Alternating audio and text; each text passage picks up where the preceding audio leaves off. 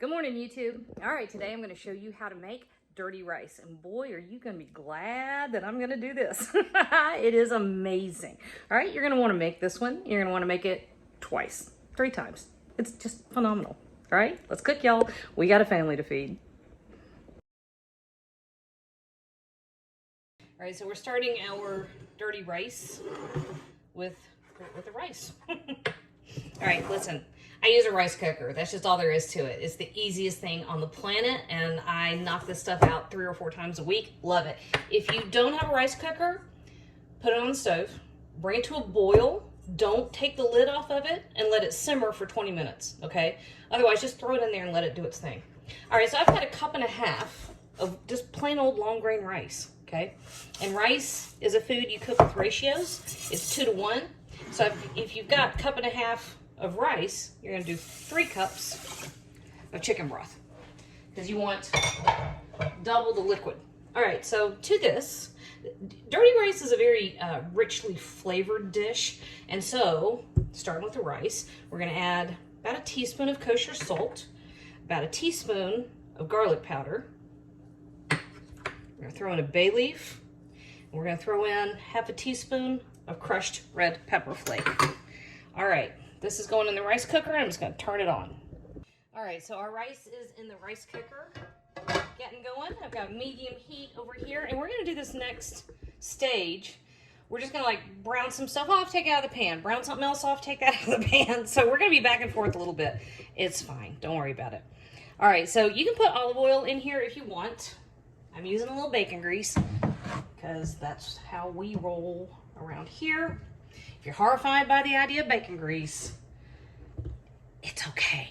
It's fine. Dirty rice is a food of opportunity. All right, so I'm adding about 3/4 pound of ground pork. What do I mean by opportunity? It was a way to use up food that was often less desirable. I have grown up with dirty rice, having chicken gizzard. You know when you get a whole chicken and it's got the little tube of stuff? That's the gizzard, and the liver off in the neck. That's how I grew up with dirty rice.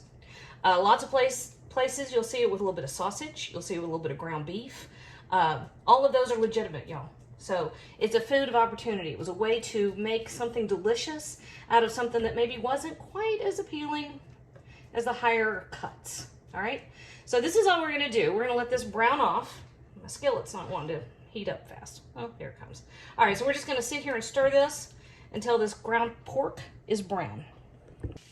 All right, so our ground pork is cooked. I'm just going to slide that right off to the side for a minute. All right, into the same skillet, I got about 6 chicken livers. You're going to chop these up after you cook them. They're just easier to cook, or easier to mince up once they're cooked, okay? So this is this step. Oh, there's only 3 livers and 3.5-ish. It's not as much as I thought there were. Look. Once they've cooked, you can just beat them up. And don't freak out over chicken livers, y'all. It really adds to the depth of flavor in this dish. And you're going to chop it up tiny, tiny, tiny. And so people are really not going to get hit in the face with liver. But the flavor is going to be phenomenal, okay? So give this a couple minutes to get those cooked through. And that's our next step. All right, this is exactly what we want. I'm going to get you right up in the pan because I want you to see. You see how it almost caramelizes? Like that. See that? That. That's what you want, okay? And this is also why we're working in the same skillet. You want to keep all those flavors. All right, so we're setting the liver over here because we're going to chop it fine. Sorry about the bottom of my pan. There we go. One of these days I'll learn how to do everything backwards. All right, so into our same skillet, the Trinity, okay? So an onion, 1 bell pepper, 2 stalks of celery.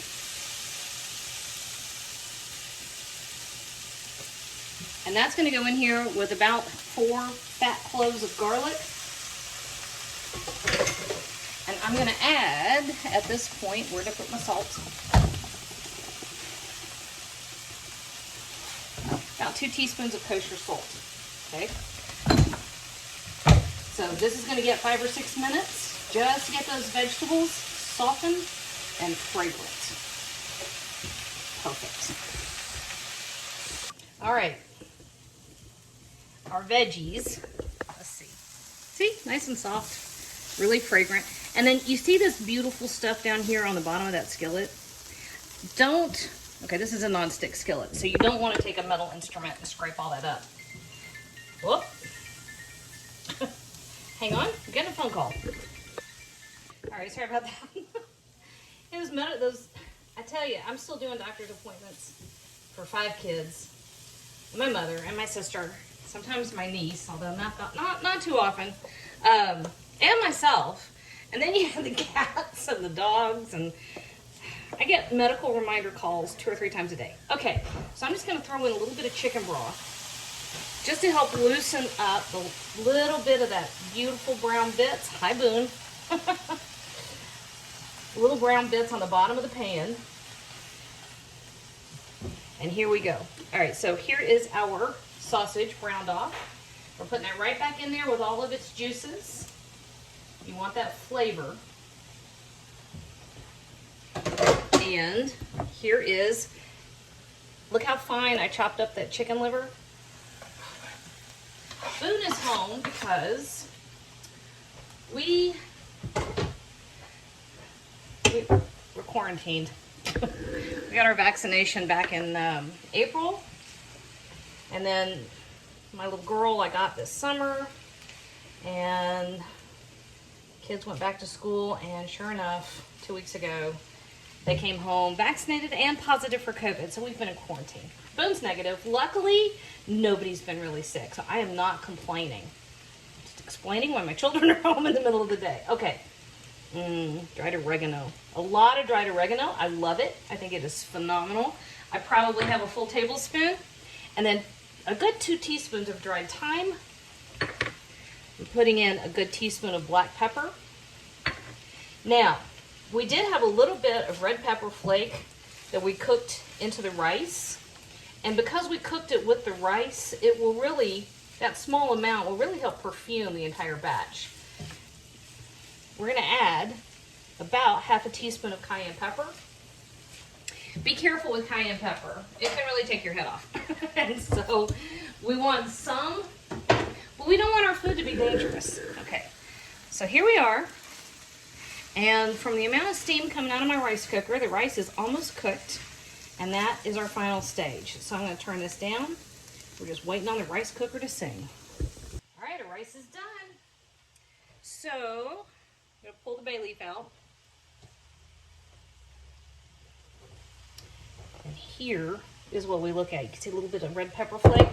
And then here I have a big handful of fresh parsley that I minced up and a little bunch of green onions. Okay, this is the final little hoo-ha. All right, so that is so hot. I really wish I wasn't holding it. Ouch. You're really just going in here. And by the time you've gotten to this stage, you have such a beautiful, rich, hearty dish. Dirty rice really is not a side dish. There we go. You just stir it all together. I'm going to hold off a little of my parsley, a little of my green onion, just to make it pretty.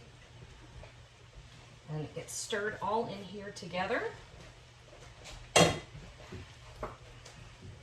Boone is stalking because he knows I'm cooking dirty rice. The child loves rice. There we go, guys. Tell me how easy that was.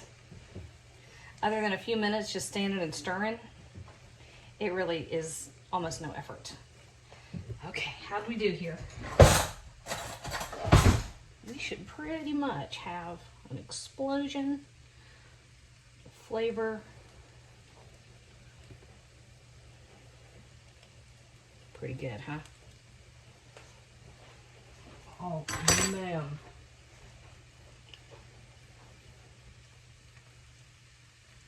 Phenomenal. Sometimes I surprise myself. Man.